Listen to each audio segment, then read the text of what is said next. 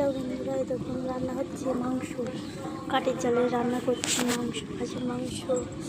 এই কড়াইয়ের মধ্যে কি সুন্দর গনগন করে আগুন জ্বলছে, দেখছেন? কাঠের জালে রান্না করা কত শান্তি, আগুনের অভাব হয় না।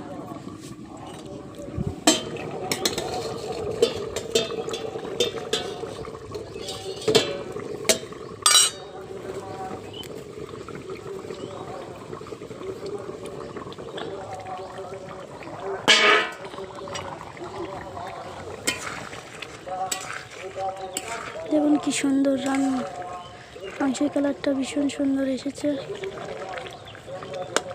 আপনারা কি সবাই কাঠের জালে রান্না খান?